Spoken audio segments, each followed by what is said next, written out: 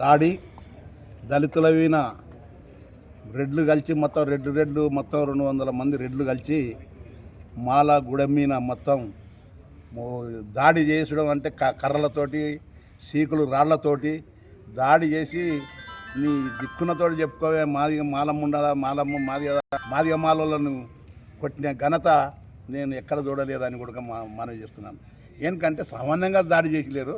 నేను కూడా పోయి ఇంక్వైరీ చేసినాక చాలా తీవ్రమైన గాయాలు పడినాయి. వాళ్ళకు ఏడుస్తున్నారు. బిక్క ఆడపిల్లలు అయితే మేము ఈ ఊర్లోనే ఉన్నాము అని అన్నం తినకుండా నేను పోయినాక నేను ఉండా మీకు అని కూడా ధైర్యం చెప్పిన కూడా తినలేదు. అసలు తిననప్పుడు డిఎస్పీకి చెప్పిన, డిఎస్పీ గారు మీరు ఇంతవరకు కూడా ఎంక్వైరీ చేయలేదు, మీరు ఏంది గురించి అని అనుకున్నాం అని అంటే ఆ ఊర్లో రెడ్లు ఏమంటున్నారంటే మేము రెడ్లే, డిఎస్పీ రెడ్డే, సిఐ కూడా రెడ్డే, ఏం చేసుకుంటారో మీరు చేసుకోండి అని పెద్దెత్తుగా గలం ఎత్తి మాట్లాడుకుంటున్నారు అక్కడ రెడ్లు. అంటే అష్ట నీరు గార్చిండు, ఏది డిఎస్పీ చాలా నీరు గార్చి కేసును నీరు గార్చి తప్పుదోవలు పట్టించేటట్టుంది.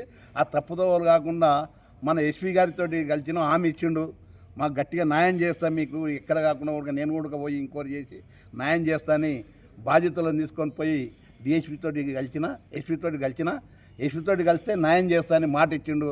అందు గురించి అని వాళ్ళకి ఎట్టి పరిస్థితులున్నా ఏదంటే అటెండ్ మటర్ ఒకటి ఇన్వాల్వ్ చేయలేదు, దాన్ని తీసేసిండ్రు.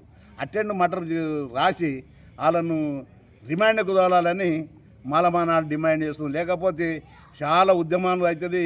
పెద్ద ఎత్తులు అన్ని సంఘాలు కలుపుకొని మాలమానగా ఎంఆర్పిఎస్ అందరం కూడుకొని ఇది పెద్ద ఎత్తుల హామీ ఇస్తాము.